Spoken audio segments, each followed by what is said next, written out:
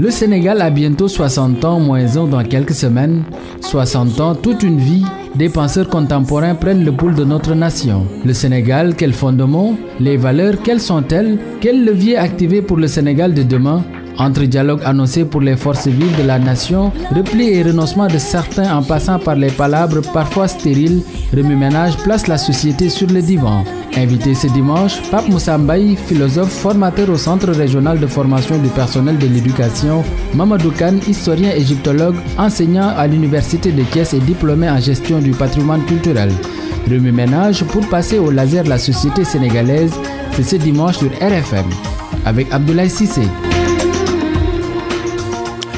Bienvenue, nous réfléchissons aujourd'hui sur la notion État, le sentiment d'appartenance ou non à cette entité. Voilà bientôt 60 ans moins 1 pour faire plus précis que semble-t-il, nous avons pris notre indépendance. Mais pourquoi donc le sentiment que le pays ne nous appartient pas est-il si répandu dans l'opinion ? Comment expliquer encore les notions de colonisation ou plutôt de décolonisation à des jeunes, des enfants de leur époque d'aujourd'hui, décomplexés, et pour faire accepter qu'il y a plus de 60 ans, notre État appartenait à quelqu'un d'autre, à une autre entité. Passé ce point d'histoire, la réalité est encore plus têtue. Pourquoi cette entité qu'on appelle État-nation ne charme pas ses forces vaillantes, sa jeunesse qui abandonne encore par vagues sa maison, sa teranga pour l'autre chaumière? Qu'est-ce qu'on a raté, messieurs les invités? L'éducation, j'allais dire, l'inculcation de valeurs de l'éducation de base. Le président Mamadou Dia, paraît-il, avait eu cette réplique face au président Senghor qui lui proposait de le libérer de prison s'il renonçait à la politique. Je cite le président Dia, « Je préfère vivre libre en prison plutôt que d'être prisonnier dehors ». Fin de citation. Sommes-nous encore capables, nous, de mourir pour nos idées, pour notre amour pour le pays? Sommes-nous encore en mesure de compromis dynamiques sans se compromettre pour le seul intérêt supérieur de la nation? Voilà tout le sens certainement du dialogue des forces vives de la nation auquel appelle le chef de l'État nouvellement élu ou réélu. Messieurs, bonjour. Moussa Mbaye, je me retourne vers vous. Bonjour, bienvenue. Bonjour, Abdoulaye. Vous êtes philosophe, formateur au CRFPE, c'est le Centre régional de formation des personnels de l'éducation. Autant dire, vous formez ceux qui sont chargés de dispenser par la suite les enseignements dans les classes. Vous nous serez utile pour voir c'est quoi encore le module. Bienvenue. Merci. Permettez que j'introduise votre vis-à-vis. Mamadou Kane, bonjour. Bonjour, Abdoulaye. Vous êtes historien, spécialiste en égyptologie, cette terre dont on dit qu'elle est le berceau de la science, diplômé en gestion du patrimoine culturel. Le patrimoine, qu'est-ce à dire? Il en sera beaucoup question de l'appropriation, de l'estime de soi. Mamadou Kane, on est à 60 ans moins 1 pour faire plus précis de notre indépendance. Certains préfèrent de notre accession à la souveraineté internationale. 60 ans, c'est presque le grand âge aujourd'hui, l'âge d'aller à la retraite. Comment se poser encore la question de notre indépendance? Merci Abdoulaye de m'avoir invité à cette émission Remue-ménage. J'en profite pour saluer Moussa Mbaye. Vous pouvez dire Moussa Cissé. Hein? Moussa Mbaye, n'est-ce pas? Et merci. Je souhaite quand même une excellente journée dominicale aux auditeurs de RFM. Voilà, moi je suis pratiquement presque obligé de dire que le Sénégal n'a pas 60 ans, moins 1, comme vous l'avez dit. La réalité socio-culturelle du Sénégal dépasse largement la séquence post-indépendance et est très antérieure d'abord à l'époque coloniale parce que je pense qu'il y a des idées à déconstruire. Il faut le faire très rapidement et savoir que l'histoire du Sénégal, le passé du Sénégal, en tout cas cet espace sénégambien, cette terre culturelle-là, socio-culturelle entre les fleuves Sénégal et le fleuve Casamance, n'est-ce pas, est très ancienne. C'est une terre d'histoire parce qu'on sait aussi que les fleuves n'ont jamais été des zones de frontières, n'est-ce pas? On sait que le Fouta, le Tekrour étaient à cheval sur le fleuve Sénégal, de même qu'au sud, le Gabou était à cheval sur le fleuve Gambie, sur les Trois-Rivières, ainsi de suite. Et que c'est dans cet espace-là que s'est construite cette nation sénégalaise.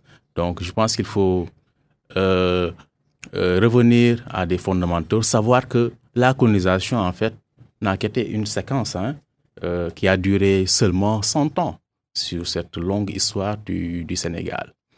Et que c'est vrai que le fait colonial est extrêmement important dans ce qui va suivre, n'est-ce pas, qui nous permet de fêter ce 4 avril 59 ans d'accession à la souveraineté internationale.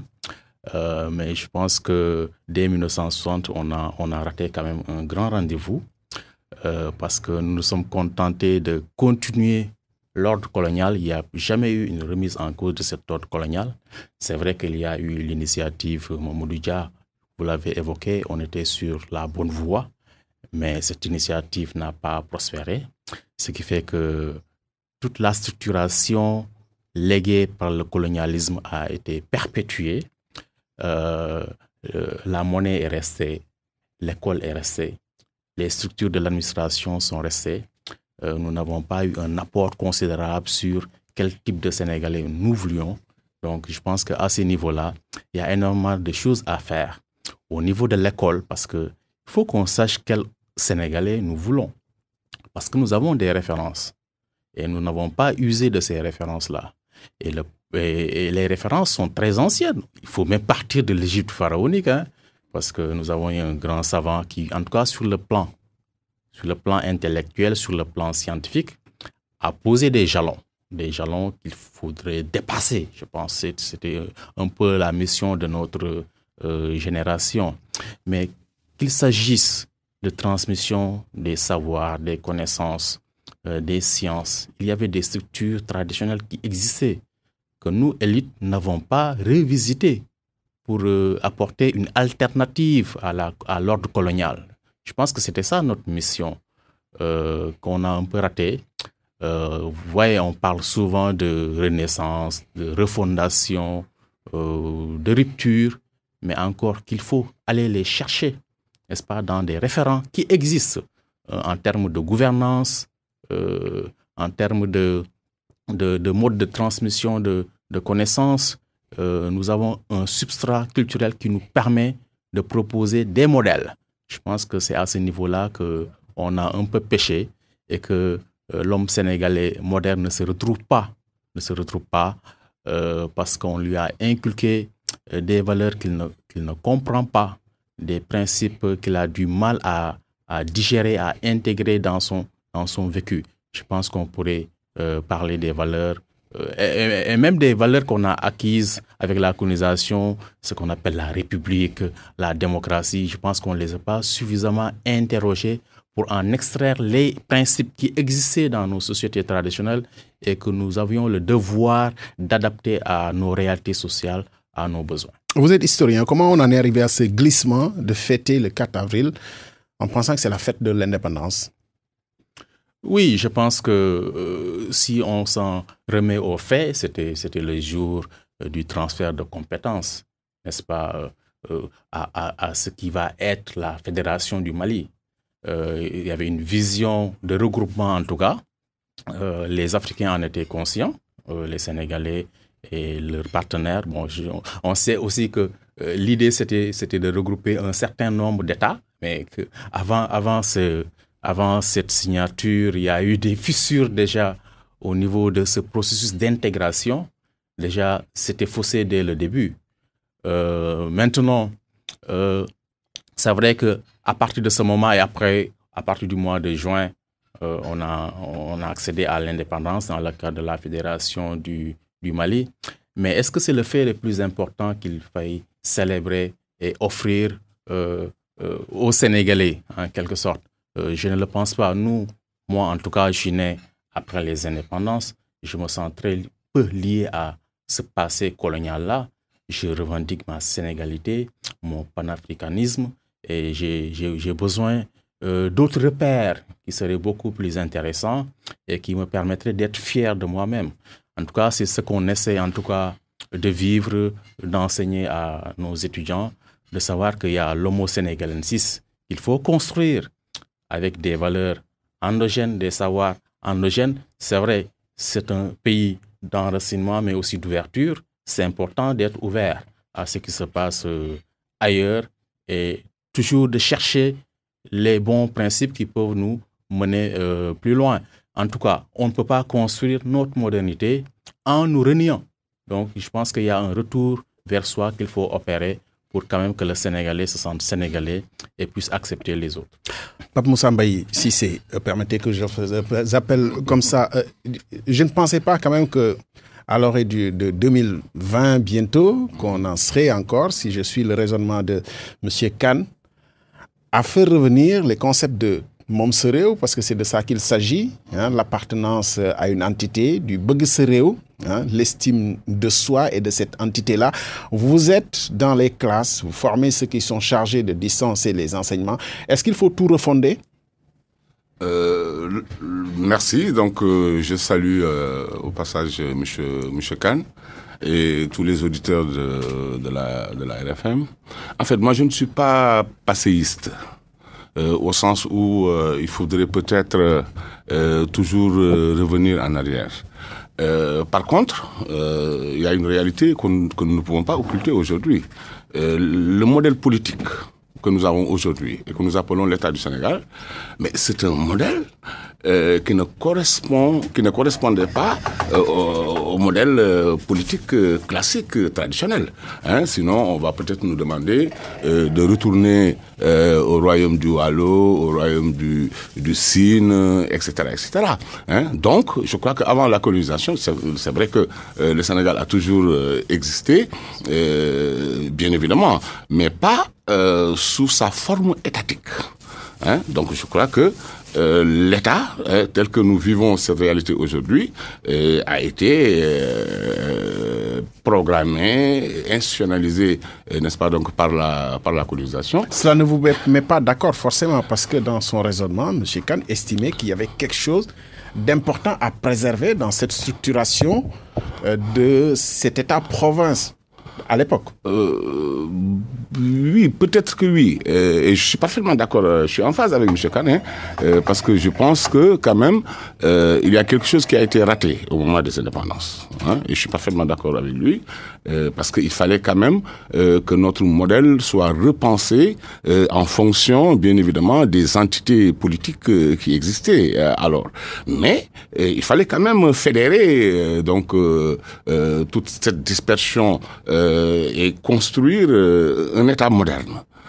Et cela quand même, il fallait se mettre à l'école, il fallait se mettre à l'école de l'Occident, parce que c'est une réalité purement occidentale, avoir un président de la République, faire l'apprentissage de la démocratie, etc., etc., de la gestion territoriale, etc. Donc tout ça quand même renvoie à un processus historique que le Sénégal était obligé de traverser. Mais est-ce que se mettre à l'école moderne, comme vous dites, imposer de devoir abandonner ce qui étaient les valeurs, ce qui étaient les enseignements traditionnels et autres, pour exclusivement l'enseignement moderne, comme vous l'appelez, parce qu'il fallait se mettre à l'école du blanc, pour paraphraser l'autre? Non, on ne peut pas quand même revivre ce passé tel qu'il était.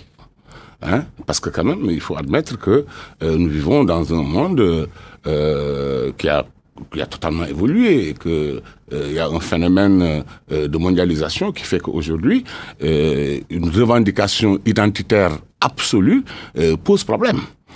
Donc, on peut dire revendication culturelle quand même, plutôt qu'identitaire. Identitaire, ça renvoie peut-être à quelque chose qui n'est pas forcément positif, mais une revendication culturelle de nos valeurs, je pense que ça pouvait s'entendre. Et ça s'entend encore. Ces valeurs sont toujours là. Et vous savez, les valeurs sont têtues. On ne peut pas les massacrer, on ne peut pas les effacer, on ne peut pas les tuer. Ces valeurs sont toujours là. Et donc, on adhère toujours aux valeurs de Diom, de Kersa, de Mougne, etc. Donc, il y a des valeurs qui sont là. Et que donc, les valeurs, comme je le disais tout à l'heure, il est impossible de les effacer. C'est des valeurs qui sont extrêmement têtues. Par contre, ce qu'il faudrait, à mon niveau, c'est de savoir que nous vivons dans un monde ouvert, comme vient de le dire M. Kane, et que nous fonctionnons suivant un modèle étatique, et l'État a ses exigences, à son mode de fonctionnement, la République, la démocratie, et que ces valeurs, à mon niveau, constituent des valeurs universelles. Monsieur Kane, est-ce que l'État moderne pouvait difficilement avoir cette acquaintance avec ces valeurs que vous faites remonter bien avant l'indépendance et qu'on aurait dû préserver dans la transmission du savoir? Oui, vous voyez que les modèles, en fait, émergent souvent de contexte. Et chaque modèle, je pense, doit être réadapté à des valeurs, à des réalités. Quand on parle de république, quand on parle de démocratie, ce qui est le plus important, ce sont les principes. Ce n'est pas le modèle en tant que tel. Parce que vous allez en France, vous allez aux États-Unis, les modèles sont différents. Voilà. Je pense que le problème, c'est à ce niveau-là. Parce que ce n'est pas le fait de revenir au passé, mais de s'inspirer du passé pour que les populations, les sociétés qui vivent dans un contexte particulier puissent en fait intégrer ces principes-là dans un État moderne. Je pense que c'est ce travail de construction-là que nos élites ont un peu raté. Parce que c'est trop facile de faire du copier-coller, quoi. Mais on se rend compte que ça ne marche pas. Les gens ne respectent pas les lois qui ne leur parlent pas. Et vous voyez, donc, on est arrivé à avoir une société à plusieurs vitesses, quoi. Avec une élite qui est en déphasage avec la masse de la population. Je pense que c'est à ce niveau-là. Maintenant, il y a des instruments qui devaient nous permettre d'engranger un peu ce que nous avons reçu de l'étranger, parce qu'il ne faut pas tout jeter. Je pense que le modèle républicain ou bien la démocratie, c'est de bonnes choses, hein. Mais il faut savoir les acclimater en quelque sorte.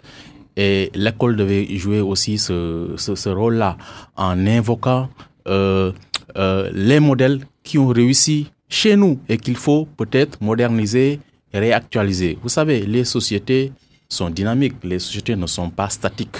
Il y a cette dynamique-là qu'il faut intégrer. En faisant des réformes, on ne parle pas de rupture. La rupture, elle est extrémiste, à mon avis, quoi. Mais il faut réformer en fonction des besoins de l'heure, en fonction des réalités. Et l'école devait jouer ce rôle. Je pense que c'est extrêmement important. Il faut revoir notre système éducatif, qui est un système très extraverti. Moi, quand j'ai eu mon bac, je me sentais plus citoyen du monde que Homo sénégalensis. Il a fallu quand même que je me pose des questions pour m'orienter vers les africanistes ou bien égyptologiques pour mieux comprendre mon passé. Vous voyez, donc je pense qu'il y a ces éléments-là à opérer dans notre système éducatif. Il est important maintenant de revoir ce système-là et d'intégrer les éléments les plus importants, n'est-ce pas? Parce que ici, dans ce pays, c'est ce qu'on respecte le plus, mais c'est une Touba, c'est El Hadj Malick Sy. On ne peut pas continuer à les nier. On ne peut pas continuer à nier les savoirs endogènes dans notre système, que ce soit dans la médecine, dans les sciences vétérinaires, hein, dans tous les domaines des sciences. Je pense qu'on a quand même quelque chose qu'on a eu tendance à nier et qui nous porte préjudice. Monsieur Mbaye, Moussa Mbaye, est-ce qu'il ne faut pas quand même repenser le programme? Mais c'est presque... le dire comme ça, c'est presque un chant galvaudé, refonder les programmes. Mais est-ce que, définitivement, quand même, qu'on ne doit pas revenir à ces modèles? À chaque fois qu'on les évoque, que ce soit Serigne Touba ou les autres, c'est plus sur l'aspect de décolonisation pacifique. Est-ce qu'on ne devrait pas revenir quand même à enseigner les valeurs qu'ils ont pu léguer à cette nation? Ben, absolument. Oui, mais depuis le temps qu'on le dit, ce n'est toujours pas une réalité quand même de s'orienter plus vers ça. Aujourd'hui, on connaît plus Jean-Paul Sartre et d'autres quand même qui sont au programme de vos philosophies d'ailleurs, plutôt que la philosophie doctrinaire qu'on a de nos références ici. Oui. On ne devrait pas arriver à ça? Je l'ai évoqué tout à l'heure avec M. Kane. Vous savez, le programme de philosophie, hein, dans ce programme, il y a un tout petit chapitre qui est intitulé Problématique de la philosophie africaine. Et pratiquement, les collègues... Un tout petit chapitre, vous dites? Oui, un tout petit chapitre. Il ne devrait pas être plus épais? Oui, un tout petit chapitre intitulé Philosophie africaine.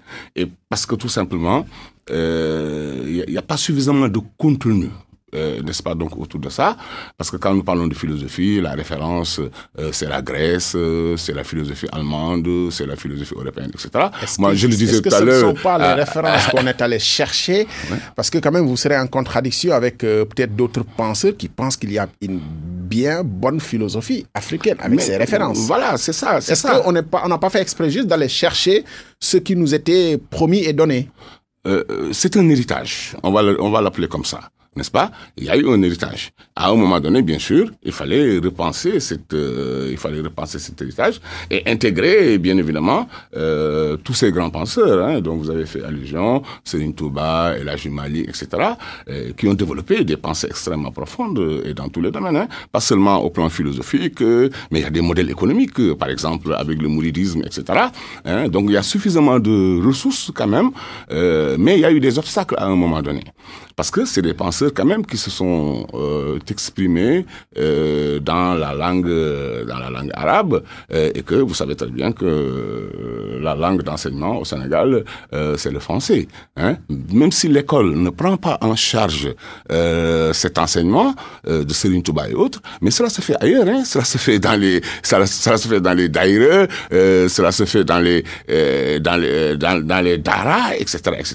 Donc il y a une véritable dynamique aujourd'hui qui est en train de se faire autour de ça. Et que donc, il faut quand même mettre un pas supplémentaire et essayer de voir comment l'intégrer à l'école pour permettre, bien évidemment, à nos élèves de pouvoir profiter de tout cela. On va s'arrêter sur une notion importante que vous venez de citer, la langue. L'estime de soi aujourd'hui fait que dans l'opinion, il est répandu quand même d'être plus émerveillé face à quelqu'un qui parle français, qui roule les R, comme on dit, qui parle anglais et qui va peut-être parler d'autres langues exotiques que celui qui parle un Wolof pur, un Wolof académique des terroirs. Est-ce qu'on ne devrait quand même pas définitivement s'arrêter sur la transmission des savoirs par les langues nationales de base? Pas en rejetant bien sûr les langues étrangères, notamment la langue officielle de français, mais est-ce qu'on ne devrait pas revenir définitivement à ça, comme d'autres pays l'ont fait? D'autres pays, à tous les deux. D'autres pays, quel pays? D'autres pays sont quand même revenus à la transmission du savoir par des langues locales. Je veux citer aucun pays parce que c'est comme ça, mais ça s'est fait un peu partout ailleurs. Alors sur cette question également, je pense qu'il faut quand même éviter de mettre la charrue avant les bœufs. Parce que vous savez très bien que quand on parle de transmission de connaissances, cela se fait avec des concepts techniques, avec des concepts scientifiques. Aujourd'hui quand même. Qui n'ont pas leur équivalent dans nos langues. Non, pas qui n'ont pas leur équivalent, mais il y a un travail extrêmement important qui devrait être fait pour mettre à niveau ces langues. Autant le commencer alors, non? Non, oui, je crois qu'il y a même des efforts qui ont été déjà réalisés dans le passé. Je me rappelle, j'ai lu déjà des articles du professeur Sakhir Thiam qui avait essayé de traduire les notions de tangente, les notions de point, de symétrie, etc. Ça, c'est des notions extrêmement techniques. Aujourd'hui, si vous voulez enseigner la biologie moléculaire, si vous voulez enseigner la physique théorique, etc., avec les notions de spin, etc., etc., donc il faudrait quand même que nos langues, et ça il faut l'admettre, il faudrait que nos langues puissent être mises à niveau pour que l'on puisse véritablement enseigner dans ces langues. Donc il ne s'agit pas... que la Chine d'aujourd'hui ne l'a pas faite dans ces langues occidentales qui sont aujourd'hui les premières ou deuxièmes langues, le français ou l'anglais, qui l'ont fait dans leur langue qu'ils connaissaient, et d'autres pays aussi font l'apprentissage dans leur langue, qui sont devenues des langues internationales, mais qui sont à la base des langues quand même du pays. Oui, mais il y a un travail qui a été fait à la base. Oui, mais autant commencer, on n'a toujours pas commencé en fait. Oui, c'est ça, il y a un travail qui a été fait à la base. Donc il y a un travail de mise à niveau de nos langues, n'est-ce pas? Donc plutôt que de s'empresser et de dire, bon, on va enseigner la médecine, la biologie, etc. En fait, dans nos langues, sur la même il faut ouvrir des brèches de recherche, il faut ouvrir des brèches de recherche, n'est-ce pas? Et mettre à la disposition de ces chercheurs suffisamment d'outils pouvant leur permettre, n'est-ce pas, donc de travailler à mettre à niveau de mettre à nouveau nos langues, n'est-ce pas? Et c'est seulement quand ce préalable aura été posé que nous pouvons avoir l'ambition quand même d'enseigner dans nos langues des notions extrêmement techniques, sophistiquées, scientifiques. Hein? Monsieur Kane. Oui, moi je considère que les langues sont des expressions vivantes qui évoluent. N'est-ce pas? On ne peut pas avoir dans une langue les réalités qui n'existent pas. Mais il y a un travail à faire.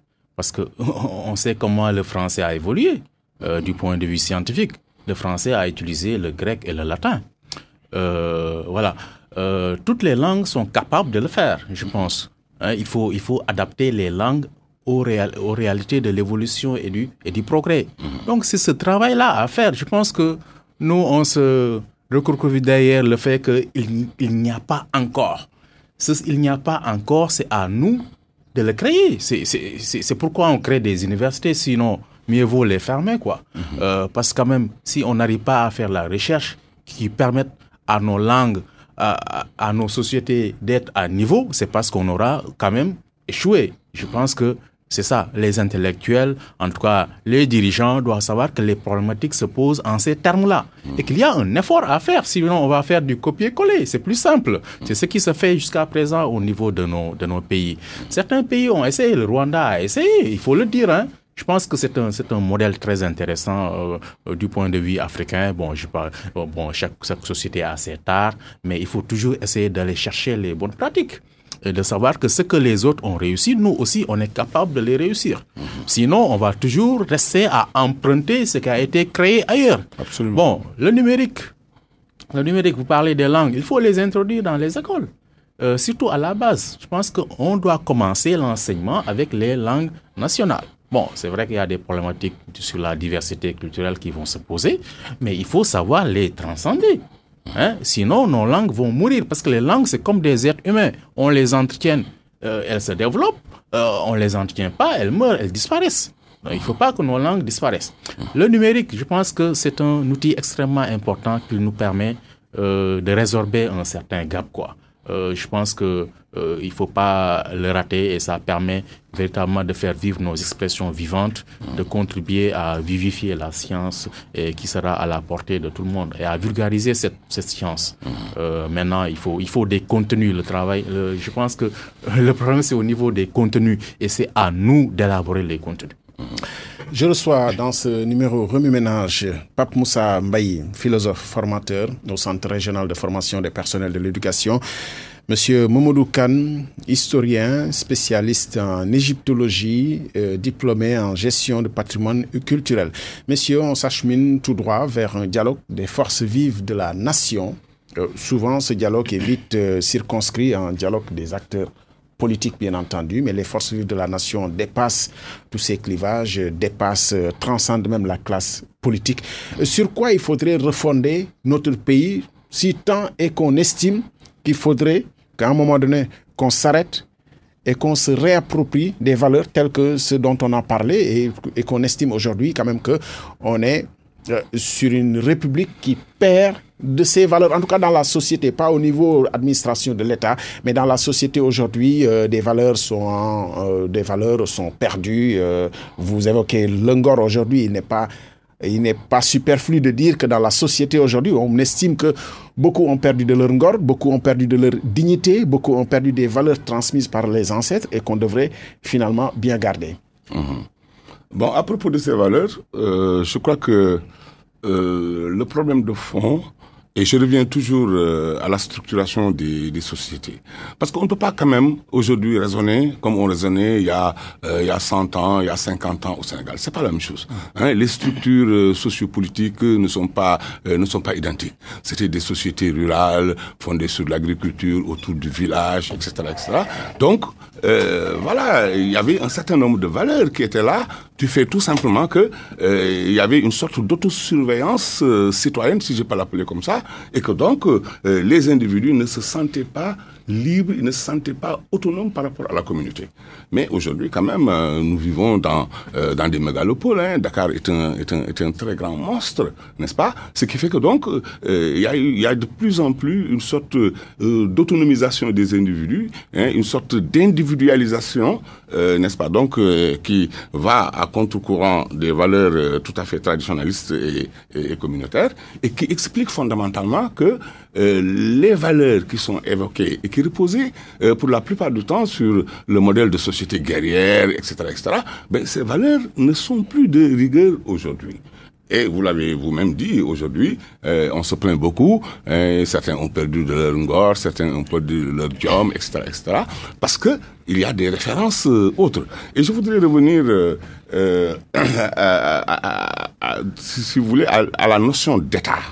Hein? Parce que quand même, il ne faudrait pas que l'on mélange tout, parce que nous, c'est ça le problème en réalité. Le problème, c'est que nous avons importé des modèles politiques, n'est-ce pas, qui ne correspondent pas, bien sûr, au modèle traditionnel, et que nous sommes en train de vivre les deux en même temps. Hein, ce qui fait que on ne se retrouve pas.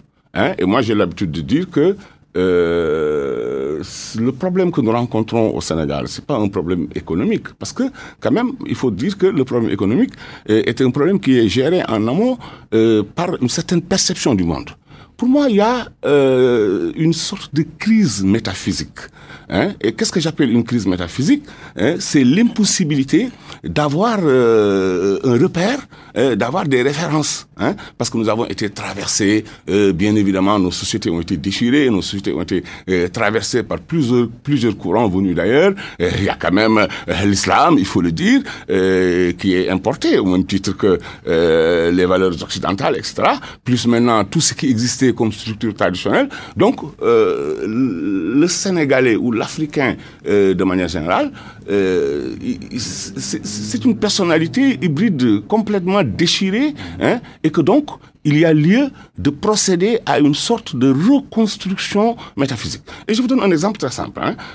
Si vous avez suivi ce qui s'est passé lors de la campagne électorale, vous voyez très bien que les gens vous disent, et ça c'est un discours général, hein, que vous retrouvez chez les politiques, hein, que vous retrouvez dans la société civile, chez les citoyens sénégalais lambda, ils disent quoi? Ils disent, président, il y a le mot qu'il fallait. Excusez-moi, je m'exprime pas en wolof parce que c'est ce qui est utilisé, c'est l'expression qui est utilisée. Président, yàlla moo koy fal bu nguuram jeexee ñu xam ni jeex na ki fi nekk yàlla moo ko fi teg. Mais nous ne sommes pas très loin. Nous ne sommes pas très loin. Nous ne sommes pas très loin, hein, de la validation des monarchies de droit divin. Hein. Et à partir de ce moment-là, hein, si on considère que le président de la République il est là par un acte divin, mais en réalité, il n'a pas de compte à rendre aux citoyens. Hein. Donc, il faudrait que l'on puisse, d'un point de vue purement métaphysique, et quand je dis métaphysique, je fais allusion à la pensée de manière générale, il faudrait que l'on puisse recentrer notre façon de voir les choses. De deux choses l'une. Soit nous sommes en République, et si nous sommes en République, qu'est-ce qui se passe? Nous organisons des élections et nous dépensons énormément d'argent pour organiser des élections, mais quand même, on ne va pas nous dire qu'il y a le Mokofitek. Hein, c'est pas vrai. Hein? Dieu, quand même, il est là, il est omniprésent. Et si on doit maintenir ce raisonnement, bon, autant dire que le voleur aussi, c'est Dieu qui a fait qu'il est voleur. Le violeur, c'est Dieu qui a fait qu'il est violeur, etc. Donc, on n'a qu'à continuer le raisonnement jusqu'au bout et excuser tout. Hein? Moi, je crois que il y a lieu de procéder, comme je l'ai dit tout à l'heure, à un recentrage métaphysique, hein? Que l'on puisse recadrer la vision que nous avons du monde. Nous sommes en République, n'est-ce pas? Nous organisons régulièrement des élections. Il faudrait effectivement que les uns et les autres comprennent que celui qui est là, c'est le peuple qui l'a désigné. Et il doit rendre compte à ce peuple. Hein? C'est vrai que derrière tout acte humain, on ne peut pas exclure Dieu de manière générale, mais quand même, l'humanité quand même a reçu une faveur de Dieu. Et quelle est la faveur que l'humanité a reçue de Dieu? Il a cédé, je voulais parler de Dieu, une parcelle de son pouvoir à l'homme, hein, en lui permettant d'être capable de penser, d'être capable de réfléchir, n'est-ce pas, et de porter une part de responsabilité des actes qu'il pose. Hein. Donc, il faudrait que l'on sorte carrément de ce discours. Alors, maintenant, la crise, ce que j'appelle crise métaphysique, hein, ou une métaphysique contre-productive, c'est quoi exactement? C'est le fait que nous soyons en République, que nous ayons qu'on organise des élections, et que l'on pense que celui qui est là, c'est c'est Dieu qui l'a mis ici. Ben, c'est un mélange inconcevable qui relève de l'irrationalité pure et dure. Je vous donne encore un autre exemple pour terminer sur ce point. Regardez, nous avons une constitution. Tout récemment, on a organisé, avant d'arriver à la présidentielle, on a organisé un référendum pour voter une nouvelle constitution. Hein? Et par rapport à cette constitution, il a été clairement dit qu'il y a certains points qui ont été systématiquement verrouillés. Mais aujourd'hui, le président de la République n'a même pas prêté serment. Hein? Et le débat dans les médias, les journaux, partout, on parle de troisième mandat. Mais la Constitution, elle sert à quoi exactement? Hein? Qu'est-ce qui se passe réellement avec ces constitutions? Est-ce qu'on a réellement besoin de constitution? Parce que s'il y a une constitution qui est là, à moins que les constitutions soient piégées, c'est-à-dire que dans leur forme d'écriture, que l'on laisse des espaces qui sont susceptibles d'être exploités à souhait, à volonté par les politiciens et les juristes, n'est-ce pas? Mais quand même, une constitution, je crois que doit, de manière systématique, désigner la façon, n'est-ce pas, donc, dont le pouvoir doit être exercé et les modalités de son accès. Comment on peut y accéder, hein? Donc, une fois que ces questions-là sont réglées, moi, je pense que, quand on parle de dialogue politique, ça n'a plus de sens parce que les acteurs politiques, ils compétissent, hein? Le dialogue, c'est autour des règles de la compétition. Une fois que ces règles sont clairement définies, celui qui est élu, il exerce en toute liberté sa magistrature. J'entends les cris d'orfraie au sortir de cette émission qui me dit « Oh là là, le philosophe a nié l'existence de Dieu dans notre action de tous les jours ». Ce n'est pas du tout ce que vous dites. Je me permets de repréciser. Oui, il n'a pas été question de cela. Mais je dis que Dieu a honoré l'homme. Il a honoré l'homme, ça veut dire quoi? Ça veut dire qu'il lui a cédé une parcelle de son pouvoir. Et quelle est cette parcelle? C'est la capacité que nous avons de réfléchir, c'est la capacité que nous avons de décider, c'est la capacité que nous avons de choisir. Hein? Mais sans quoi, bien évidemment, on serait réduit à être des automates. Hein? Donc de deux sur l'une. Hein? Soit et à rester fataliste. Que ça se passe. Et nous sommes fatalistes jusqu'au bout. Hein? Et c'est ce fatalisme en réalité qui découle de ce que j'ai appelé tout à l'heure cette métaphysique contre-productive, hein? Qui conduit à l'inactivité, qui conduit à la passivité. Hein, sur le terrain politique, par rapport à la gestion de notre environnement, etc., etc. Hein, c'est comme si les gens étaient tétanisés, ils sont incapables de réagir, parce que on laisse faire. Hein. Regardez tout récemment. Mais c'est peut-être le même reproche qu'on peut vous faire, parce que tout à l'heure je vous entendais. Je termine sur ce point. Hein. Regardez ce qui se passe aujourd'hui avec nos marchés. Tout récemment, on a évoqué combien de marchés, n'est-ce pas, donc combien de marchés ont pris feu, n'est-ce pas? Mais qu'est-ce qui s'est passé? On s'est réunis pour dire, on va mettre des bouches d'incendie, etc., etc. Mais les bouches d'incendie, c'est pour éteindre les incendies, c'est pas pour prévenir les incendies.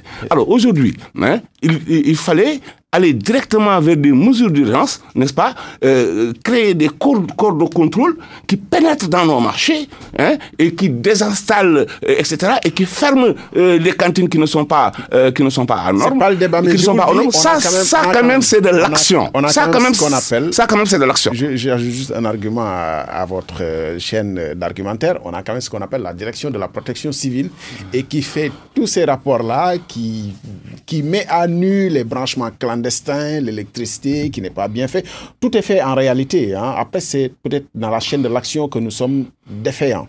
Je pense qu'il s'agit bien de ça. Voilà, et de cette sorte de déresponsabilisation personnelle. Parce que moi, je crois que les premiers acteurs, ce sont ceux qui sont dans le marché, et qui subissent quand même ces dégâts.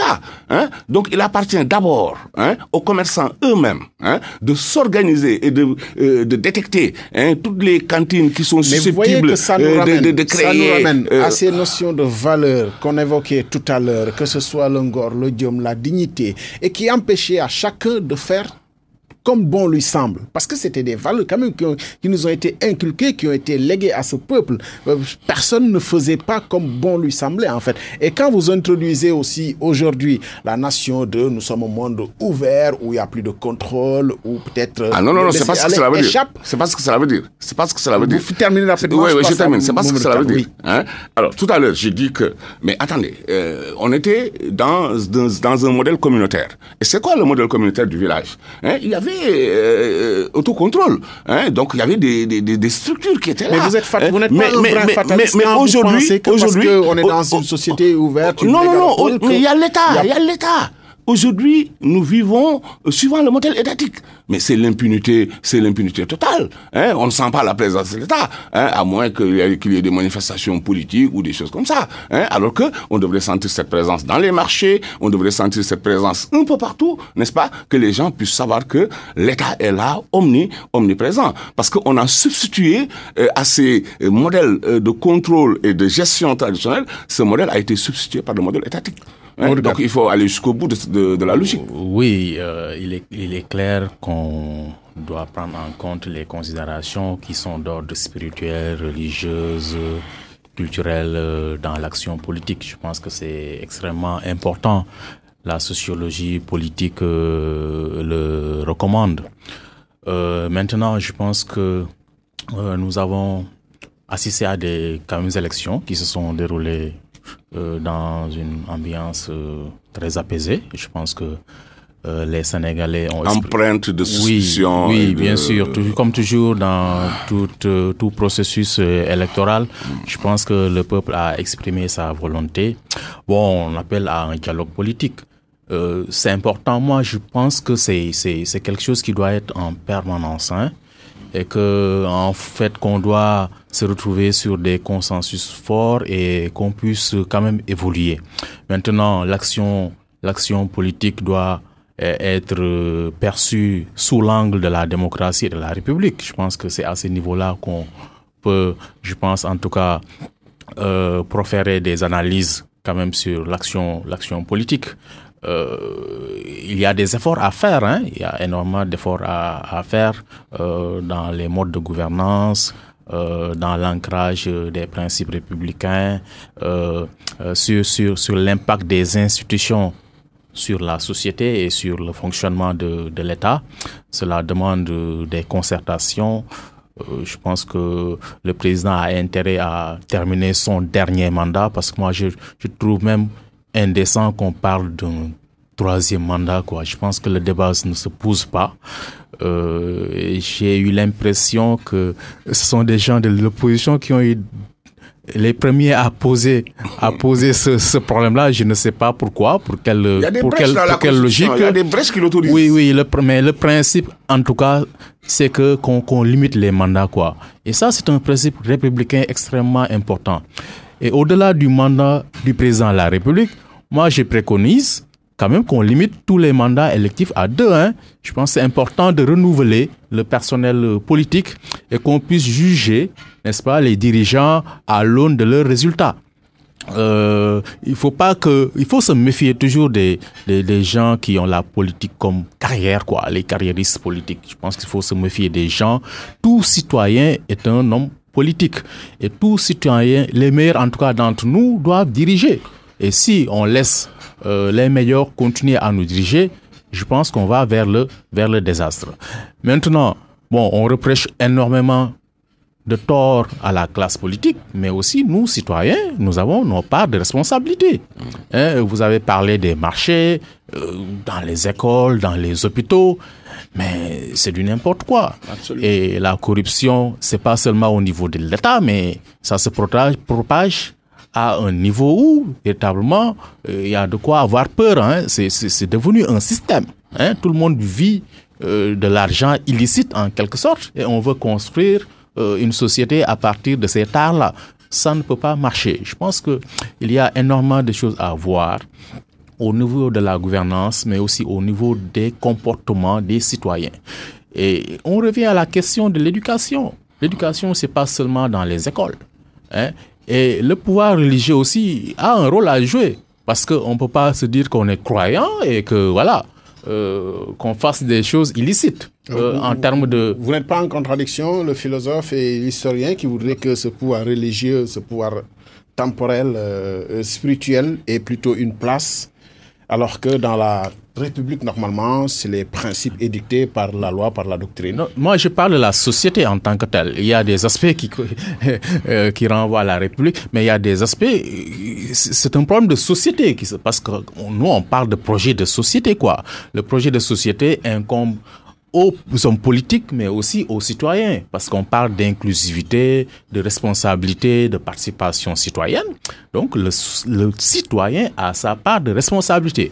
Donc, toutes les entités qui constituent la société sénégalaise ont leur part de responsabilité, que ce soit le pouvoir temporel, comme le pouvoir religieux, et même en tout cas, ce qu'on appelle...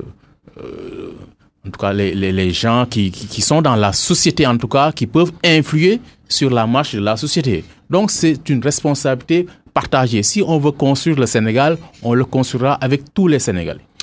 Vous, votre paradigme, c'est l'éducation. Votre vis-à-vis le circonscrivait tout à l'heure quand même à l'autorité de l'État. Est-ce que c'est l'un avec l'autre, l'éducation d'abord, la restauration de l'autorité de l'État, avec ou après?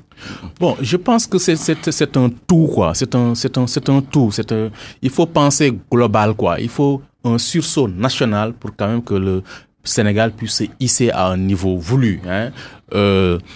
C'est à tous les niveaux. Regardez, on a des phénomènes qui sont très mal maîtrisés. L'urbanisation. Regardez nos cadres de vie. Nos villes expriment nos échecs. On a lamentablement échoué. On n'a pas su construire des villes adaptées à nos valeurs, à nos réalités. On construit n'importe comment, il y a la saleté partout et on se complaît, n'est-ce pas, dans cette situation qui ne nous honore pas. Vous entrez dans n'importe quelle ville, mais on vous accueille par des tas d'ordures. Et personne ne bronche.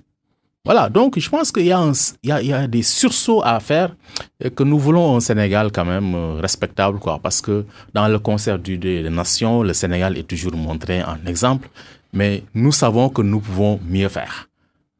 C'est de la responsabilité des politiques, des hommes religieux, mais aussi du citoyen lambda. Restauration de l'autorité de l'État? Ah, absolument. Et je crois que l'éducation incombe d'abord à l'État. C'est une des charges régaliennes de l'État.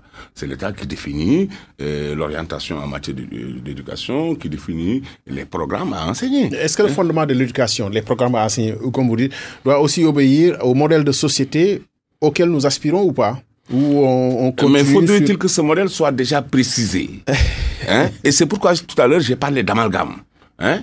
Faudrait-il que ce modèle soit déjà précisé? Est-ce que vous pouvez me dire aujourd'hui quel est le modèle auquel nous aspirons? Le modèle qui s'inspire à des valeurs qui sont léguées quand même par les brillants esprits de ce pays. Cheikh Amadou Bamba, ça peut être Cheikh Oumar Foutiyou, ça peut être El Hadj Omar. Voilà, ces valeurs-là, on les connaît, on n'a pas besoin de revenir là-dessus, sauf que c'est pas des valeurs qui sont enseignées aujourd'hui quand même à l'école. Mm-hmm. Même le modèle économique du mouridisme, vous ne le trouvez dans aucun programme scolaire. Absolument. Voilà. Donc, voilà, je vous donne des exemples de modèles. Sur cette question-là, je me suis déjà prononcé, hein, mais j'ai dit qu'il y avait suffisamment de ressources que nous retrouvons dans les écrits, n'est-ce pas, donc de ces grands érudits, hein, mais que ces ressources ne sont pas exploitées. Et j'avais évoqué principalement l'absence de volonté politique et une sorte de barrière linguistique, hein, qui a fait que le passage donc a tardé à se faire. Mais aujourd'hui, quand même, quoi que l'on puisse dire, il y a des efforts qui sont en train d'être entrepris. Et j'ai donné l'exemple de ce qui se passe dans les daïras, l'exemple de ce qui se passe dans les daras, etc., où que ces valeurs sont véritablement enseignées. Maintenant, le pas supplémentaire, c'est l'État, n'est-ce pas, c'est à l'État d'intégrer, n'est-ce pas, donc tout ce qui est en train de se faire et de voir comment il est possible, n'est-ce pas, donc de le structurer en rapport, justement, avec ce que nous enseignons dans nos écoles. Parce que cela va intéresser quand même tout simplement disons, l'histoire, etc., les structures, l'enseignement sur les structures des sociétés, etc. Mais aujourd'hui, quand même, dans nos écoles également, nous enseignons les mathématiques, nous enseignons la physique, etc., etc. Et que quand même, sur ce point-là, je crois qu'il n'y a absolument rien à changer. Et il faut tout simplement se conformer au modèle qui est en train de se faire à l'échelle universitaire, à l'échelle universelle. Pape Moussa Mbaye, philosophe, formateur. C'est allé très vite, je vous le concède. Moussa Mbaye, on est presque à l'heure des 60 ans, d'accord? Oui. 60 ans, c'est le grand âge, pour parler nouveau, parce qu'à l'ancienne, on disait troisième âge. En général, si c'est un être, à 60 ans, on va lui souhaiter juste de bien finir dans notre société, de retourner à Dieu, yor kurus, pour ceux qui sont de confession musulmane. Votre vis-à-vis, M. Kane, évoquait tout à l'heure la face de nos villes comme l'échec patent de toutes les politiques, c'est-à-dire du cadre de vie, le cadre de vie qui est l'expression de l'échec peut-être de toutes les politiques. À 60 ans, qu'est-ce qu'on peut souhaiter encore à cet État-nation? Encore que et comment y arriver? 60 ans dans la vie d'un individu et 60 ans dans la vie d'une nation, je crois que quand même les échelles ne sont pas comparables.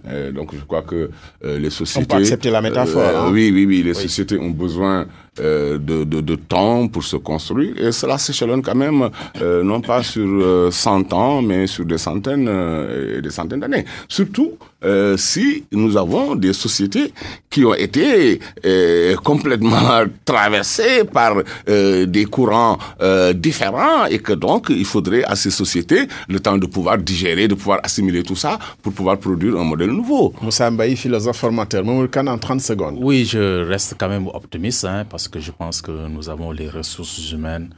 Nous avons maintenant les ressources aussi naturelles qui nous permettent de nous propulser, n'est-ce pas, vers des lendemains quand même meilleurs. Je pense qu'il faut qu'on se pose les bonnes questions et qu'on se retrouve devant l'essentiel et qu'on trace les pistes pour notre pays. Merci d'avoir répondu à cette invitation. Merci. C'était Remue Ménage. Je recevais Pape Moussa Mbaye, philosophe formateur au Centre régional de formation des personnels de l'éducation. Mamoudou Kane, historien, spécialiste en égyptologie, diplômé en gestion de patrimoine culturel. Merci de nous avoir suivis. Merci.